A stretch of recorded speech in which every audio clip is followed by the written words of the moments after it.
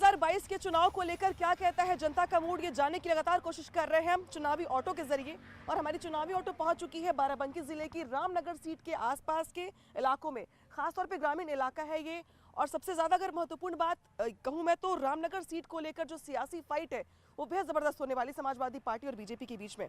इस बीच क्या सरकार की योजनाओं का लाभ लोगों को मिला है, नहीं मिला है? क्या बदलाव की बयार बह रही है, नहीं बह रही है? क्या मोदी फैक्टर यहाँ पर प्रभावी है? किसानों की क्या समस्याएं हैं? बहुत सारे सवाल ऐसे हैं जिसका जवाब जानना बेहद जरूरी है 2022 के चुनाव के मद्देनजर। शुरुआत में आपसे करूंगी, अभी चुनाव को लेकर क्या माहौल चल रहा है इलाके में? चुनाव बढ़िया चल रहा है। बढ़िया चल रहा है? हाँ, साइकिल है। अच्छा, किसके लिए बेहतर है? गोप जी के। क्यों? काम बढ़िया कहने हो का। बढ़िया की। अरविंद सिंह गोप का यहाँ पर अच्छा खासा प्रभाव रहा है। साल 2012 के चुनाव में अरविंद सिंह गोप यहाँ से चुनकर विधायक बने, इसके बाद उनको सरकार में मंत्री भी बनाया गया। लेकिन 2017 के चुनाव में तस्वीर यहाँ पर बदल गई। तो क्या ये माना जाए कि 2022 के चुनाव में भी फिर से पटखनी दी जाएगी या तस्वीर यहाँ पर बदलेगी 2022 के चुनाव को देखते हुए? अब क्यों अरविंद सिंह गोप या क्यों समाजवादी पार्टी ही यहाँ पे मजबूत दिखाई दे रही है आपको? समाजवादी पार्टी ने किसान, गरीब, नौजवान, छात्र सबके लिए काम किया है। और अरविंद कुमार सिंह गोप जी की बात आप कह रहे हैं, उनका इस विधानसभा क्षेत्र से जीतने हारने से मतलब नहीं रहा। वो हर वक्त पार्टी के लिए और इस क्षेत्र की जनता के दुख दर्द हर वक्त खड़े रहने वाले और हर काम में उनके साथ चलने वाले हैं। अभी 2022 के चुनाव को लेकर आपके इलाके में क्या माहौल चल रहा है? ये सपा के पक्ष में चल रहा है। क्यों चल रहा है? ये यहाँ जो न किसान को खाद मिल रही है, न समय से बीज मिल रहा है, खाद परेशान है। कल केंद्र पर भीड़ लगी रही, यहाँ खाद की कोई उपलब्धता नहीं। ये लोग कोई ध्यान ही नहीं दे रहे हैं। स्थानीय विधायक यहाँ से बीजेपी के हैं शरद अवस्थी जी, क्या शिकायत की आप लोगों ने उनसे? जी, उनसे क्या किया जाए, उनको खुद नहीं पता। वो जनता के बारे में वो नहीं जानते हैं कि क्या करना चाहिए। अगर आपको दिक्कत होगी, क्षेत्र के लोगों को दिक्कत होगी तो वो उनके पास जाएंगे ना। काम करने की नहीं पता कि हम काम करें तो जनता वोट हमको देगी। अच्छा, नौजवानों को लेकर जब हम बात करते हैं तो यूपी सरकार का ये दावा है कि अपने पूरे कार्यकाल में 4.5 लाख से ज्यादा सरकारी नौकरी दी गई है। बाराबंकी के लोगों को क्या नौकरियां मिली है? नौकरी की खाली बात की जाती है, मिलती नहीं है। आवेदन करो, वैकेंसी रद्द हो जाती है। यही कर रही बीजेपी। आपने आवेदन किया था? कई बार किए आवेदन। कितनी बार किया आवेदन? सब पेपर लास्ट तक या तो पेपर लीक हो जाता है या परीक्षा रद्द हो जाती है। आपको भी ऐसा लगता है कि जो स्थानीय विधायक है उनको लेके बहुत नाराजगी है लोगों में, कुछ काम नहीं करते हैं? अब ये तो हम नहीं बता सकते हैं, लेकिन भाजपा सरकार गड़बड़ नहीं है। गड़बड़ नहीं है? नहीं, काम ठीक कर रही है। काम अन्य जैसे अन्य सरकारें करती हैं वैसे ये कर रही है, इसमें कोई अंतर थोड़े। कौन कौन से काम लगते हैं आपको कि सरकार की ओर से किए जा रहे हैं, बेहतर काम है ये? सरकार की ओर से काम बेहतर तो नहीं कहेंगे, लेकिन जो है जो सरकारें पिछली किए हैं, चाहे कांग्रेस हो, चाहे सपा हो, चाहे जो हो, जैसे कर्ज माफी एक स्कीम थी, केवल गांव के 1-2 लोगों के कर्ज माफ हुए और उन्हीं के बराबर माफ होते रहे। इस गवर्नमेंट ने क्या किया, किसान सम्मान निधि के नाम पर कम से कम 95% लोगों को जो है 6,000 रुपये वार्षिक दिए। जो कर्ज बेचारे नहीं लेते थे किसी कारणवश या कर्ज से दूर भागते थे, उनको भी ये लाभ मिला। बीजेपी की ओर से कुछ काम हम किया गया है यहाँ पे? नहीं किया गया है, कार्य तो किया गया है। बीजेपी ने भी किया है, सपा ने भी किया है। हम किसी सरकार की तरफ से बोलेंगे ही नहीं। क्योंकि सरकारें जितनी भी आती है सब अपना अपना कार्य करती है। आप वोटर के तौर पे बोल दीजिए कि वोटर के तौर पे भी माहौल क्या कहता है बाराबंकी? माहौल ये कहता है मैडम कि जिसने काम किया होगा उसको वोट मिलेगी। लेकिन होता क्या है, यहाँ पे क्या है, महंगाई बढ़ती जा रही है। किसान जो युवा है वो त्रसित होता जा रहा है, परेशान ही होता जा रहा है। रीजन ये है कि जब तक ये सरकारें, ये नेता जितने सब समझेंगे नहीं, तब तक ये कुछ होने वाला नहीं है। ठीक है। अच्छा, मुझे एक बात बताइए, किसान आंदोलन का कितना असर है यहाँ पे? पूरा असर है, पूरा सपोर्ट है। पूरा सपोर्ट है उसका सपोर्ट। भाई जमीन जो है हम लोगों की एग्रहित हो जाएगी तो हम लोग यहाँ क्या कंटाप पर खेती करेंगे? इसी यही योजना ही है सरकार की। नहीं, जब किसान 1 साल से धरने पर हैं और वो कह रहे हैं ये बिल। बहुत सारे लोगों का ये मानना है कि वही किसान जो खेतों पर काम करते हैं वो आंदोलन नहीं कर रहे हैं, जो सिर्फ लाइजनिंग करते हैं या फिर जो लोगों को भड़काते हैं सिर्फ वो आंदोलन कर रहे हैं। वो हमारे परिवार के ही सदस्य हैं जो वहाँ धरना कर रहे हैं, और अगर यहाँ लोग नहीं खेती करेंगे तो बेचारे खाएंगे क्या? तो वो हमारे परिवार के ही सदस्य हैं सब। यहाँ पर खास तौर पर किसानों की जो समस्याएं हैं वो सबसे ज्यादा है, और लोगों की शिकायत इस बात को लेकर के भी है कि धान खरीद नहीं हो रही है। इसके अलावा जो ट्यूबवेल है जो सिंचाई के लिए खास तौर पे बनाया गया वो काम नहीं कर रहा है, कमजोर है। इसके अलावा बहुत सारी योजनाओं को लेकर सरकार के खिलाफ यहाँ पे नाराजगी दिखाई दे रही है, लेकिन सियासी तौर पर इस सीट का इतिहास भी यही कहता है कि यहाँ पर एक विधायक दोबारा रिपीट नहीं कर पाए, और शायद यही वजह है कि इस बार भी ये माना जा रहा है कि 2022 के चुनाव में यहाँ पर बदलाव की बयार बहेगी या नहीं, आने वाला वक्त बताएगा। फिलहाल यहाँ पर टक्कर जो होगी वो बेहद जबरदस्त होने वाली है।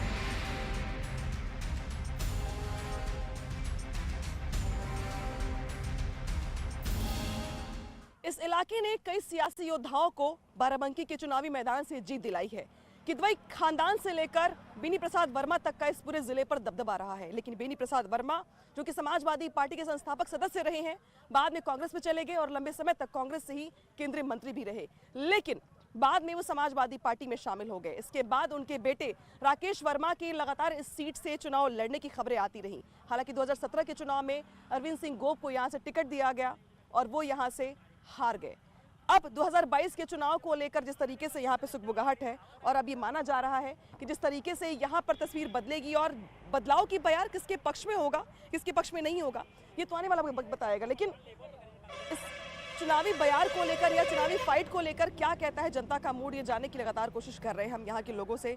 अब शुरुआत करूंगी मैं आपसे, ये बताइए कि यहाँ पर बाराबंकी में चुनावी मिजाज को लेकर अभी सरकार की योजनाओं को लेकर क्या हालात है? सरकार की पोजीशन 2017 से 22 की जो कंडीशन है बहुत ख़राब है। चूँकि देखा जाए तो किसानों के बीच में खाद की समस्या बहुत किल्लत इस समय, जो कि आलू की काम चल रहा है, गेहूं का भी काम आने वाला है, तो बड़ी कंडीशन गड़बड़ है। वाकई में सरकार में किसानों के हालात बेहद ख़राब है और सरकार कोई काम नहीं कर रही है। किसी भी सरकार में किसानों के लिए बहुत ही ज़्यादा काम किए गए हैं, जिसमें जो भी गरीब किसान सम्मान निधि गई गई, उज्ज्वला योजना चलाई गई, फ्री वैक्सीन सबको लग रही है, कहाँ तक सरकार करे। ये किसान सम्मान निधि के पैसे क्या आप लोगों को नहीं मिलते? नहीं जी, किसान सम्मान निधि के पैसे तो जरूर मिलते हैं, लेकिन मुझे नहीं चाहिए, हम लोगों को नहीं चाहिए। हम लोगों को उचित मूल्य और लाभकारी मूल्य जो इन्होंने कहा था कि दोगुना देंगे, इनके लोग बता रहे हैं कि 300 350 400 रुपये गन्ने पे लागत आ रही है और हमको 350 रुपये दिए जा रहे हैं। तो हमको जो है गन्ने का उचित मूल्य चाहिए, हमको लाभकारी मूल्य चाहिए। मूल्य की शिकायत नहीं करते आप लोग? जी शिकायत नहीं करते? नहीं शिकायत करते, शिकायत अब कोई सुनता नहीं है। शिकायत अगर हम करने चले तो हमको जेल में डाल दिया जाता है, हमारे ऊपर लाठी चलाई जाती है।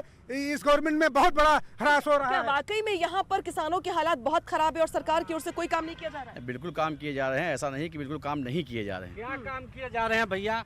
कोई काम नहीं किया जा रहा। खाद की क्या पोजीशन है आज के समय में? खाद की डीजल की क्या पोजीशन? खाद की पोजीशन हर सरकारों में थी, एक इतनी बड़ी परेशानी है, एक तुरंत सॉल्व नहीं की जा सकती है।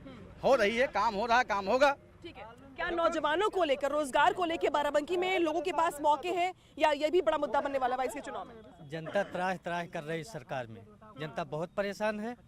आवारा जानवर जो हैं किसानों के फसल को नष्ट कर रहे हैं।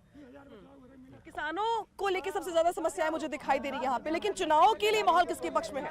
चुनाव समाजवादी के पक्ष में है। 900 रुपये में धान मांगा जा रहा है, खाद मिलने रही, लोग गोंडा गए हैं लेने आज। खाद लेने के लिए? खाद लेने के लिए गोंडा गए। गोंडा गए हुए हैं, यहाँ खाद नहीं मिल। सरकार की ओर से दावा किया जा रहा है कि खाद पर्याप्त मात्रा में क्यों नहीं मिल पा रहा? कहाँ है मैडम खाद? यहाँ स्टोर चलिए, कहीं खाद ही नहीं, अभी तक खाद नहीं मिली है। चुनावी ऑटो के जरिए लगातार जानने की कोशिश कर रहे हैं हम कि क्या कहता है रामनगर सीट का मूड, लेकिन यहाँ पर दिखाई ये दे रहा है कि समाजवादी पार्टी और बीजेपी के बीच टक्कर जो है वो कांटे की होने वाली है। हालांकि स्थानीय विधायक को लेकर थोड़ी बहुत नाराजगी भी दिखाई दे रही है, लेकिन ये जरूर माना जा रहा है कि बहुत सारे मुद्दे इस बार 2022 के चुनाव में वोटों के ध्रुवीकरण के लिए काम आने वाले हैं, और अब ये तो वक्त बताएगा आने वाला कि कौन किसके पक्ष में जाता है। लेकिन फिलहाल यहाँ पर टक्कर जो है वो कांटे की होने वाली है रामनगर सीट पे खासतौर पर।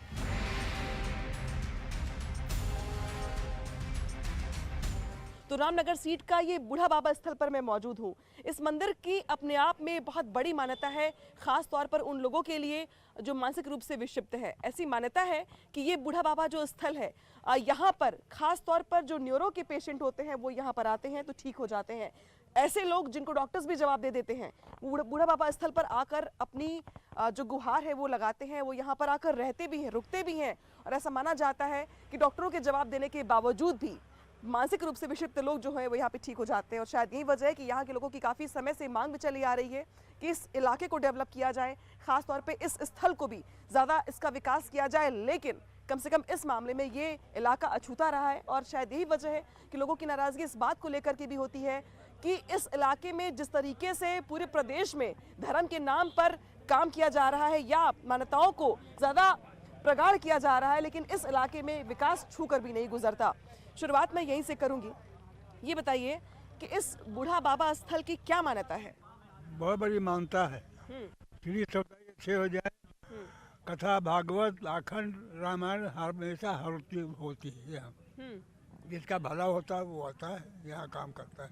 अच्छा, तो यानी कि लोग यहाँ पे मन्नत भी मांगते हैं। और मंगल शनिचर हर वक्त दुकानदार की दुकानदारी होती है, लोग आते जाते हैं, काफी मेला रहता है और दूर दूर के आदमी आते हैं। यहाँ पर इस इलाके में, खासतौर पर रामनगर इलाके में कुछ काम वाम हुआ है कि नहीं? काम यहाँ तो कुछ नहीं हुआ। यहाँ पिछड़ा जो कहानी है वही हिसाब से चल रहा है सिस्टम। हाँ, तो आप तो खुद गांव के प्रधान हैं, तो आपकी तो जिम्मेदारी की गांव में विकास हो, सरकार की योजनाएं ज्यादा से ज्यादा यहाँ पर पहुँचे। वो तो सही कहते हो, लेकिन जब हमको मिले तभी तो हम लाएगी बांटे।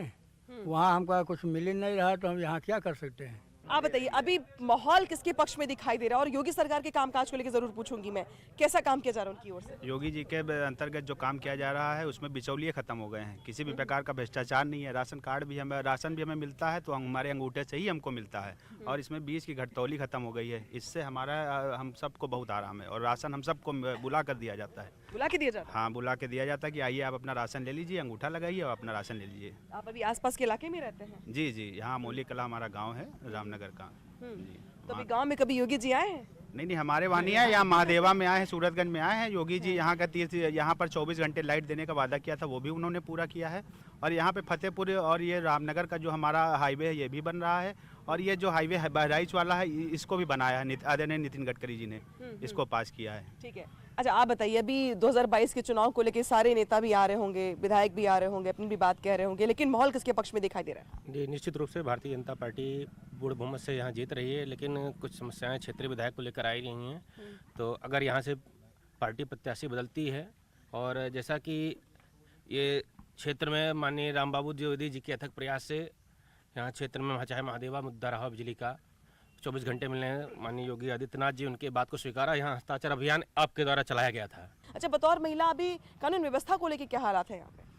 कानून व्यवस्था मतलब पहले से बहुत ठीक है। अब लेडीजों को रात में निकलने में और लड़कियों को मतलब कोई दिक्कत नहीं होती है। अब आराम से मतलब उनका निकलना आना जाना हो जाता है। पहले कैसा नहीं रहा। पहले कैसा माहौल था? पहले बहुत गंदा माहौल था। हाँ। और क्या, अभी लखनऊ से सटा हुआ इलाका है, बाराबंकी जिला है, तो बहुत लोग अप डाउन भी करते हैं स्कूल कॉलेज के लिए, इलाज के लिए। तो अप डाउन करने में कोई दिक्कत होती है या लगता है कि माहौल पहले बेहतर था या अब ज़्यादा बेहतर है? नहीं, अब बेहतर है।